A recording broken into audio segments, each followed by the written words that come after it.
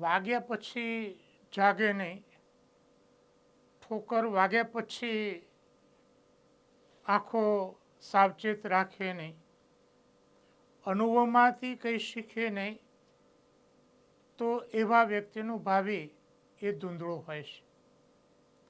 મિત્રો, ડોશી મરી જાય એનો આપણને વાંધો નથી, પણ ઘર બાળી જાય, પેધા પડી જાય, એની સામે આપણે કાળજી રાખવાની છે. પોલીસ કોન્સ્ટેબલની પરીક્ષામાં તમને બધાને જે કડવા અનુભવો થયા એ અનુભવમાંથી બોધપાઠ લેવાની જરૂર છે. મિત્રો, આના વિશે તો મેં 1 વર્ષ પહેલાં ગયા માર્ચમાં જ્યારે એના આરઆર બહાર પડ્યા ત્યારે મેં તમને જગાડવાનો પ્રયાસ કર્યો હતો, પણ પૂરતું સમર્થન ન મળ્યું, આપણી વાતને વેગ ન મળ્યો. એટલે તમને બધાને મારી એવી સલાહ છે કે એકવાર પરીક્ષા લેવાઈ જાય પછી એમાં ફેરફાર કરવામાં આપણને બહુ તકલીફ પડે છે. પણ પરીક્ષાના જો આરઆર અન્યાયી હોય, એના રૂલ્સ એન્ડ રેગ્યુલેશન અન્યાયી હોય, તો પરીક્ષા પહેલાં જ તમે એનો જોરદાર વિરોધ કરો અને એ બદલાવો. આપણો ઉદ્દેશ્ય એ છે કે ગુજરાતના જે છેવાડાના જે વિદ્યાર્થીઓ છે એને પરીક્ષામાં કોઈ પણ પ્રકારનો અન્યાય ન થાય. અને એકવાર આવો કડવો અનુભવ થયા પછી જે પોલીસની ભરતી નવી આવે તો એના આરઆર છે એ 100% બદલાવા જોઈએ અને એ પ્રકારે આપણે કાર્યવાહી કરવાની છે. નમસ્કાર મિત્રો, અક્ષર અકાદમીના ઓનલાઈન પ્લેટફોર્મ પર હું પ્રોફેસર ડૉક્ટર BC રાઠોડ આપનું સ્વાગત કરું છું. મિત્રો, આજનો જે વિડીયો એનો મુદ્દો છે તે છે 40%નો ચક્રવ્યૂહ. મિત્રો, આ મુદ્દા અંગે પણ મેં અગાઉ લગભગ 8-10 મહિના પહેલાં એક વિડીયો મૂક્યો હતો કે 40%થી ઓછા હોય તો તમે ક્લાસ 1-2 અધિકારી બની શકો, પીઆઈ બની શકો, પણ પોલીસ કોન્સ્ટેબલ કે PSI ન બની શકો. મિત્રો, આ જે 40%ની જે જોગવાઈ છે એ અંગે આજે આપણે વાત કરીશું. કયા કયા મુદ્દા છેવાડાના જે વિદ્યાર્થીઓ છે એને નડી રહ્યા છે એની વાત આપણે ગુજરાત સમક્ષ મૂકીશું. અને આ જે વિડીયો છે આપણે શરૂ કરીએ પહેલાં હજુ સુધી જો તમે અમારી આ ચેનલમાં જોડાયા ન હોય તો એમાં જોડાઈ જવા વિનંતી છે. અને વધુમાં વધુ આ જે વિડીયો છે એ તમે શેર કરો, જેથી કરીને માત્ર પરીક્ષા આપતા વિદ્યાર્થીઓને પણ તેમના વાલીઓને પણ ખ્યાલ આવે કે તેમના સંતાનો સાથે આ સ્પર્ધાત્મક પરીક્ષામાં કેવો ખેલ થઈ રહ્યો છે. જોઈએ હવે આપણે આજનો આ વિડીયો છે તે જોઈએ. હા મિત્રો, 40%નો ચક્રવ્યૂહ. મિત્રો, આ લોકોએ એવા કોઠા ગોઠવ્યા છે, એવા ચક્રવ્યૂહ, એવા વ્યૂહ ગોઠવ્યા છે કે ધીમે ધીમે ગામડાના જે છોકરાઓ છે એ સ્પર્ધામાંથી બહાર થતા જાય. એવું જ આયોજન એમણે કર્યું છે કે UPSC કે GPSC પાસ થનાર વિદ્યાર્થી જ તલાટીની પરીક્ષા પાસ કરી શકે, સામાન્ય વ્યક્તિનું એ કામ નથી. એ પ્રકારના નિયમો, અભ્યાસક્રમ વગેરે આ લોકો લાવતા જાય છે. આજે આપણે જોઈશું પહેલો કોઠો છે મેથ્સ રિઝનિંગના 40%. મિત્રો, એક્ઝામિનર નક્કી કરે કે મારે અમુક વિદ્યાર્થીઓને નાપાસ કરવા છે તો એ પ્રકારનો અભ્યાસક્રમ અને એ પ્રકારનું પેપર કાઢે જેથી કરીને વિદ્યાર્થીઓ નાપાસ થાય.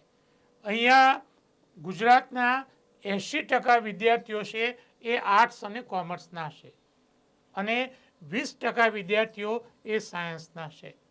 પણ ગુજરાતમાં લેવાતી બધી જ જે પરીક્ષાઓ છે એ પરીક્ષાઓમાં મેથ્સ રિઝનિંગનું જે વેટેજ છે એ બિનજરૂરી વધારી દીધું છે અને એને પરિણામે જે આર્ટ્સ કોમર્સના બેકગ્રાઉન્ડથી જે વિદ્યાર્થીઓ આવે છે એ વિદ્યાર્થીઓને મોટું નુકસાન થઈ રહ્યું છે. રાઈટ? હા, હવે પોસ્ટ માટે અનિવાર્ય લાયકાત ન હોય તો પણ ફરજિયાત મેથ્સ રિઝનિંગ એ મૂકી દેવામાં આવે છે. હા, તમે સાયન્સ ટીચર કે મેથ્સ ટીચરની ભરતી હોય અને તમે એ અભ્યાસક્રમમાં મૂકો તો સમજી શકાય તેવું છે. અને પોલીસ કોન્સ્ટેબલમાં પણ 60 માર્ક્સનું મેથ્સ રિઝનિંગ, અને એટલું જ નહીં, પાછા એમાં 40% લાવવાના. પીએસઆઈમાં 100 માર્ક્સનું મેથ્સ રિઝનિંગ અને એમાં 40% લાવવાના. અને એને પરિણામે જે વિદ્યાર્થીઓ છે એ વિદ્યાર્થીઓને, ખાસ કરીને આર્ટ્સ કોમર્સ બેકગ્રાઉન્ડના ગ્રામ્ય વિસ્તારના વિદ્યાર્થીઓ છે એમને મોટું નુકસાન થઈ રહ્યું છે. અને મિત્રો, આ વિદ્યાર્થીઓનો ઉહાપોહ ઠારવા માટે કે એમને ગેરમાર્ગે દોરવા માટે એવા ખેલ રચવામાં આવે કે પીએસઆઈનું જે પેપર છે એ 8મા ધોરણના લેવલનું કરી દેવામાં આવે, જેથી કરીને કોઈ વિદ્યાર્થી કમ્પ્લેન જ ના કરે. પણ કોન્સ્ટેબલનું પેપર છે એ પાછું ગ્રેજ્યુએટને ગોથા ખવડાવે તેવું કરી દેવામાં આવે. એટલે પોલીસ કોન્સ્ટેબલ, પીએસઆઈ, સીસીઈ એમાં 70 માર્ક્સનું મેથ્સ રિઝનિંગ, રાઈટ. અને જે વાયરમેનની જે પરીક્ષા છે, જે 8મા ધોરણની લાયકાત ઉપર વાયરમેન બની શકાય છે, એવા વિદ્યાર્થી માટે 60 માર્ક્સનું મેથ્સ રિઝનિંગ, 60 માર્ક્સનું મેથ્સ રિઝનિંગ. એટલું નહીં, પાછું એમાં 40% લાવવાનું, એમાં 40% લાવવાનું. એટલે આ ફર્સ્ટ સ્ટેપ એવું છે છેવાડાના વિદ્યાર્થીઓને બાકાત કરવાનું કે મેથ્સ રિઝનિંગ એમનું કાચું છે. આર્ટ્સ અને કોમર્સ બેકગ્રાઉન્ડના વિદ્યાર્થીઓ છે તો એ બધાને જ તમે અહીંયા મેથ્સ રિઝનિંગ ફરજિયાત તમે કરો છો, ત્યારે એવા વિદ્યાર્થીઓને 100% નુકસાન થાય છે.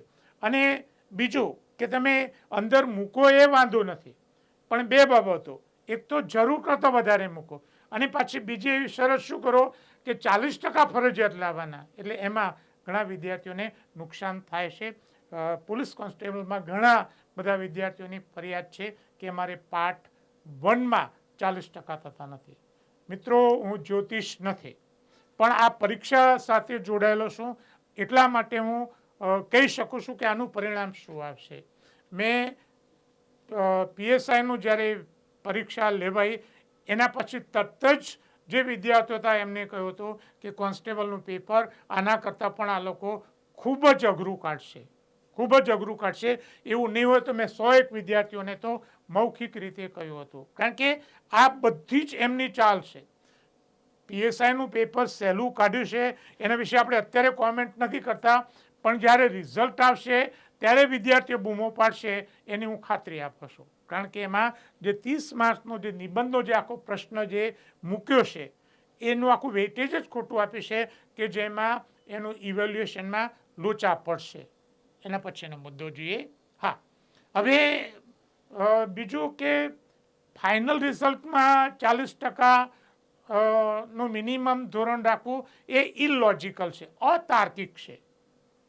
કે ફાઇનલ રિઝલ્ટમાં 40% રાખવું એ ઇલોજિકલ છે. હા, તમે પ્રિલિમ છે, સ્ક્રીનિંગ ટેસ્ટ છે, એમાં રાખો, પણ ફાઇનલમાં જો પેપર અતિ કઠિન હોય તો મેરિટ 40%થી નીચું પણ જઈ શકે, અને ગયું છે મેરિટ. તમને આપણે દૂર નથી જતા કે 2023માં લેવાયેલ તલાટી ક્રમ મંત્રીની જે પરીક્ષા હતી, તો એ પરીક્ષામાં જનરલ ભાઈઓ સિવાય બધાનું મેરિટ છે એ 40%થી નીચે ગયું હતું, બધાનું મેરિટ. પેપર જો ખૂબ કઠિન નીકળે તો એ મેરિટ નીચું જવાનું જ છે, અને પાછી માઇનસ પદ્ધતિ છે. એટલે ફાઇનલ રિઝલ્ટમાં જે 40%નું જે મિનિમમ ધોરણ છે એ ધોરણ એ ઇલોજિકલ છે. પેપર અઘરું નીકળે તો એ મેરિટ નીચું જવાનું જ છે, અને ગયેલું જ છે, રાઈટ. એટલે આ જે બાબત છે એ અવ્યવહારુ ને અતાર્કિક આપણને લાગે છે.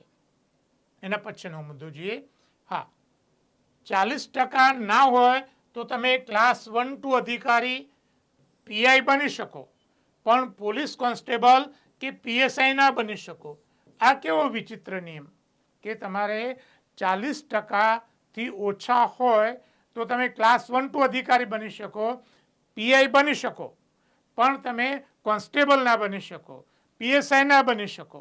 કારણ કે જીપીએસસી 1-2નું જે ફાઇનલ જે રિઝલ્ટ આવે છે એમાં મિનિમમ 40%ની એવી કોઈ જોગવાઈ નથી. અને આપણે બહુ દૂર જવું નથી. હું તમને ઢગલાબંધ એવા ઉદાહરણ આપું. હું તમને એક જ પરીક્ષાનું ઉદાહરણ આપું જે ખૂબ વિવાદમાં આવી હતી કે 19/3/2025ના રોજ જે જીપીએસસી 1-2નું જે રિઝલ્ટ આવ્યું તો એમાં સિલેક્ટ થયેલા 8 જે વિદ્યાર્થીઓ છે એમના ગુણ 40%થી ઓછા છે. સોરી, એટલે કે એમાં 8 વિદ્યાર્થીઓ એવા છે કે જેના ગુણ 40%થી ઓછા છે અને છતાં એ ક્લાસ 1-2 અધિકારી એમાં બન્યા છે. તો પછી પોલીસ કોન્સ્ટેબલ અને પીએસઆઈમાં આવું 40%નું ધોરણ શા માટે? અને મિત્રો, મેં અગાઉના મારા વિડીયોમાં સ્પષ્ટ કર્યું છે કે જે નીચેની જે પરીક્ષાઓ છે એ પરીક્ષાઓ વધુને વધુ કઠિન કરતા જાય છે. કારણ કે નીચેની જે ક્લાસ 3 અને 4ની જે પરીક્ષાઓ છે એ પરીક્ષામાં ગામડાના ગરીબ જે વર્ગના વિદ્યાર્થીઓ છે એ વધારે એમાં એપિયર થતા હોય છે. એમની મહત્વાકાંક્ષા એટલી જ હોય છે અને ત્યાં જો કઠિન કરવામાં આવે તો એવા વિદ્યાર્થીઓ બાકાત થાય એવો મલિન ઇરાદો હોય એવું મારું સ્પષ્ટ માનવું છે. રાઈટ. અને એટલા જ માટે તમે ડ્રાઈવરની પરીક્ષા જીપીએસસી લેવલની તમે પ્રશ્નો પૂછો એ આપણા હમણાં જ થોડાક સમય પહેલાં બની ગયેલી આ ઘટના છે. રાઈટ. એટલે આ મુદ્દો છે. જોઈના પછીનો મુદ્દો. હા, જીપીએસસી 1-2 પીઆઈ નાયબ મામલતદાર ડીવાયએસઓની જે ફાઇનલ પરીક્ષામાં કોઈ પણ પેપરમાં 40%ની જોગવાઈ નથી. તમે જુઓ જીપીએસસી 1-2ની પરીક્ષા જુઓ, તમારી જે મેન્સ જે પેપરો છે તો એ મુખ્ય પરીક્ષામાં કોઈ પણ પેપરમાં 40%ની જોગવાઈ નથી. પીઆઈની પરીક્ષા છે, નાયબ મામલતદાર ડીવાયએસઓની જે ફાઇનલ પરીક્ષા છે એમાં 40%ની કોઈ જોગવાઈ નથી ફાઇનલ પરીક્ષામાં. હા, તમે પ્રિલિમરી દો એમાં સ્ક્રીનિંગ કરીને કાઢી નાખો, પણ પછી ફાઇનલમાં આ પ્રકારની 40%નું ધોરણ રાખવું એ અયોગ્ય છે. અને તમે જુઓ કે અમુક જગ્યાએ તો એના પાછા કેટલી જગ્યાએ 40% લાવવાના. કોન્સ્ટેબલમાં પાર્ટ એમાં 40% લાવવાના. અને પાર્ટ એ મિત્રો એટલું બધું અઘરું કર્યું, કઠિન કર્યું કે વિદ્યાર્થીઓને ખૂબ તકલીફ પડી. અને પાછું મેથ્સ રિઝનિંગ સાથે 60 માર્ક્સનું મેથ્સ રિઝનિંગ એટલે ડબલ માર્ક. અને પાર્ટ બીમાં પણ 40% લાવવાના. પીએસઆઈમાં પાર્ટ 1માં આખું પેપર 100 માર્ક્સનું જે મેથ્સ રિઝનિંગનું એમાં 40% લાવવાના. પાર્ટ બીમાં 40% અને પેપર 2 જે ગુજરાતી અંગ્રેજીનું છે એમાં પણ 40% લાવવાના. દરેકમાં 40% લાવવાના. ખૂબ હોશિયાર વિદ્યાર્થી 2 પેપરમાં ખૂબ સારા માર્ક્સ આવે અને કોઈ એક પેપરમાં કોઈ કારણસર 40%થી જો ઓછા આવે તો એ સ્પર્ધામાંથી નીકળી ગયો. આ અન્યાય કહેવાય. હવે એનાથી પણ વધારે કઠિન વસ્તુ આપણે જોઈએ કે રેવન્યુ તલાટીની જે પરીક્ષા કરી એમાં પ્રિલિમ પરીક્ષા. પ્રિલિમ પરીક્ષા એટલે જે સ્ક્રીનિંગ ટેસ્ટ છે. તમને એમ લાગે કે આ લોકો લાયક નથી તેમને આગળ નહીં જવા દેવાના. હવે એક વાત નક્કી કરી દીધું પછી પાછું એનો જે મુખ્ય પરીક્ષામાં ગુજરાતી, અંગ્રેજી અને સામાન્ય અભ્યાસ ત્રણેય પેપરમાં 40% ફરજિયાત. મિત્રો, પરિસ્થિતિ એવી નિર્માણ થશે કે આમાં જે માત્ર રેવન્યુ તલાટીની તૈયારી કરે છે એવા વિદ્યાર્થી તો પાસ જ થશે નહીં.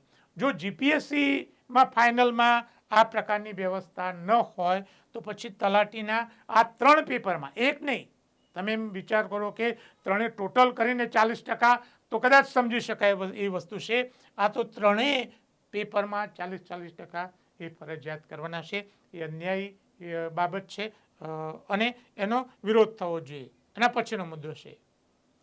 હા, હવે મિત્રો, મેં કહ્યું તેમ પોલીસ કોન્સ્ટેબલમાંથી તમારે બોધપાઠ લેવાનો છે. ગઈકાલે જ એક વિદ્યાર્થીનો મારા ઉપર ફોન આવ્યો અને એને કહ્યું કે સાહેબ, અમે નપાસ થઈશું તો અમને એની પરવા નથી, પણ જે અન્યાય છે, જે ખોટું છે એની સામે અમે લડી લઈશું, જેથી કરીને હવે પછીની પરીક્ષામાં વિદ્યાર્થીઓને અન્યાય ના થાય. અને આ મિત્રો તમારે આનો બોધપાઠ લેવાનો છે. માત્ર આ પરીક્ષા પૂરતો તમે વિરોધ કરશો અને એના પછી જે પરીક્ષાની જે જાહેરાત આવવાની છે કોન્સ્ટેબલ અને પીએસઆઈની જે હોય તે, એમાં જો આ જ અન્યાયી નિયમો રહેશે તો ફરીથી તમારે હેરાન થવાનું રહેશે. એટલે એના વિશે તમારે અત્યારથી જ સજાગ થવાની જરૂરિયાત છે. જે આ જરૂર હોય તે રજૂઆત કરો. ખાસ કરીને જે દોડના ગુણ જે કાઢી નાખે છે એને દાખલ કરાવવા જોઈએ. 40% જે મિનિમમ લાયકાતનું ધોરણ છે એને પણ દૂર કરવું જોઈએ. અને મેથ્સ રિઝનિંગનું જે બિનજરૂરી જે વેટેજ છે એને ઘટાડવું જોઈએ. મિત્રો 2024માં આખું વર્ષ અને 25ના 3-4 મહિના ગુજરાતમાં જેટલી બધી પરીક્ષાઓ લેવાય એ બધી જ પરીક્ષાઓમાં મેથ્સ રિઝનિંગ કર્યું. અને આર્ટ્સ કોમર્સ બેકગ્રાઉન્ડના વિદ્યાર્થીઓને ભારે એમણે નુકસાન કર્યું. બીજું કે રક્ષા શક્તિ યુનિવર્સિટીના જે બોનસ ગુણ આપવામાં આવે છે એ પણ ખોટા જ છે. કે માત્ર આ યુનિવર્સિટીમાં ભણ્યો છે એટલા જ માટે એને માર્ક્સ આપવામાં આવે એ ખરેખર ખોટા છે. તો આ રજૂઆતો પણ તમારે કરવાની જરૂર છે. હા, હવે આપણે જે ટાઇટલ પેજ ઉપર ડોશી મરે તેનો વાંધો નહીં, પણ જમ ઘર ભાડી ન જાય એની કાળજી તમારે રાખવાની છે. પરીક્ષા પૂરી થઈ ગયા પછી એમાં સુધારો કરવામાં વધારે તકલીફ પડે છે મિત્રો. પણ પરીક્ષા પહેલાં જે અન્યાયી બાબતો છે એના વિશે જો તમે અવાજ ઉઠાવશો, જુદા જુદા પ્લેટફોર્મ ઉપર ઉઠાવશો, જો અહીંયા ગુજરાત સરકારના સાંભળે તો પીજી પોર્ટલમાં ફરિયાદ કરીને પણ ગુજરાતમાં જે આ પરીક્ષાઓમાં જે ખેલ થઈ રહ્યા છે એના વિશે તમે જો જાણ કરશો તો 100% તમને ફાયદો થશે. અને રિઝલ્ટ આવ્યા પછી કે પરીક્ષા પછી આપણે જ્યારે સુધારો કરવા જઈએ છીએ ત્યારે આપણને ખૂબ તકલીફ પડે છે. એટલે પાણી પહેલાં પાળ બાંધવાની વાત હું તમને આ સલાહ આપું છું. ખાલી જે આ કોન્સ્ટેબલની જે પરીક્ષા પૂરતું છે એને નહીં, પણ હવે પછીની પરીક્ષાઓમાં વિદ્યાર્થીઓને અન્યાય ના થાય એ માટે પણ તમારે અવાજ ઉઠાવવો પડશે. તલાટીની પરીક્ષામાં અન્યાયી જોગવાઈઓ જે છે એની સામે તમે જવાબ ઉઠાવો. જ્યાં એની રજૂઆત કરવાની હોય તમે રજૂઆત કરો. મિત્રો, તમને હું આંદોલન કરવા કે લડવા જવાનું નથી કહેતો, પણ જે પ્લેટફોર્મ ઉપર તમે રજૂઆત કરી શકતા હોય ત્યાં રજૂઆત કરો, જેથી કરીને વિદ્યાર્થીઓનો જે અવાજ છે એ શાસક સુધી પહોંચી શકે અને જે કંઈ ખોટું છે એ ખોટું પરીક્ષા લેવાય એ પહેલાં એમાં કંઈ સુધારો થાય તેવા સુધારા કરવા જોઈએ. રાઈટ? એટલે આ જે બાબત છે એ તમારે ધ્યાનમાં રાખવાની છે. મિત્રો, અનુભવમાંથી બોધપાઠ લઈને ભાવિનું જો આયોજન કરશો તો આગામી પરીક્ષાઓમાં તમને 100% ફાયદો થશે. અને જે પોલીસ કોન્સ્ટેબલની પરીક્ષામાં આપણે જે 3-4 જે સૂચનો કર્યા હતા, જે વિદ્યાર્થીઓને રજૂઆત કરવાની હોય રજિસ્ટર એડીથી એ ગમે ત્યારે કરો, એ લોકો સ્વીકારશે. મુખ્યમંત્રીને રજૂઆત કરો અને પીજી પોર્ટલમાં જે તમે રજૂઆત કરો, જેથી કરીને તમારી જે ફરિયાદ છે તે એના વિશે વધુને વધુ અવાજ આવી શકે. એક બીજો અપડેટ છે એના વિશે હું તમારું ધ્યાન દોરું કે હિમાચલ પ્રદેશમાં મિત્રો એક એવો ચુકાદો આવેલો છે કે જો અભ્યાસક્રમ 12ના પ્રશ્નો પરીક્ષામાં પૂછ્યા હોય તો એના પૂરેપૂરા માર્ક્સ વિદ્યાર્થીઓને આપવા જોઈએ. આપણે પણ આવી જ રજૂઆત કરીએ કે પોલીસ કોન્સ્ટેબલમાં જે ગુજરાતીના 2 ફકરાના 10 માર્ક્સના જે પ્રશ્નો છે એ અભ્યાસક્રમ 12ના છે, તો એના 10માંથી 10 માર્ક્સ વિદ્યાર્થીઓને મળવા જ જોઈએ એવી આપણે રજૂઆત કરીશું. અને એ પોસ્ટ પણ મેં સોશિયલ મીડિયામાં મૂકી છે. હિમાચલ પ્રદેશ યુનિવર્સિટી અને કોઈક વિદ્યાર્થીઓનો કેસ છે એમાં આ ચુકાદો આપ્યો છે. એટલા માટે મિત્રો, આજનો આ વિડીયો આપને પસંદ આવ્યો હોય તો લાઈક કરીને શેર કરવાનું ભૂલતા નહીં. અને હજુ સુધી જો તમે અમારી આ ચેનલમાં જોડાયા ન હોય તો જોડાઈ જજો, તમારા મિત્રોને કહેજો, જેથી કરીને વિદ્યાર્થીઓને થતા અન્યાયનો જે અવાજ છે એને આપણે બુલંદ બનાવી શકીએ. પરીક્ષાઓમાં થતા ગોટાળા અને જે વિદ્યાર્થીઓને માર્ગદર્શન અંગેના જે વિડીયોઝ મેં મૂક્યા છે, જોયા ના હોય તો જોઈ લેશો.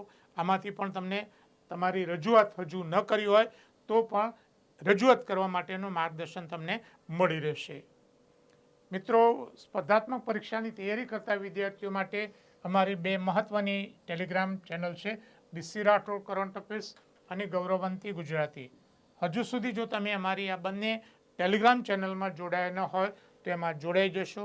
વધુમાં અમે મારું મેટર ઇન્સ્ટાગ્રામ અને ટ્વિટર ઉપર શેર કરીએ છીએ, તો અમારા બંને પ્લેટફોર્મને ફોલો કરવા વિનંતી છે. વધુમાં આજનો આ વિડીયો આપને પસંદ આવ્યો હોય તો લાઈક કરીને શેર કરવાનું ભૂલતા નહીં. અને હજુ સુધી તમે અમારી આ ચેનલને સબસ્ક્રાઈબ ન કરી હોય તો એને સબસ્ક્રાઈબ કરી દેશો અને બેલ આઇકોનને ચાલુ કરવાનું ભૂલતા નહીં.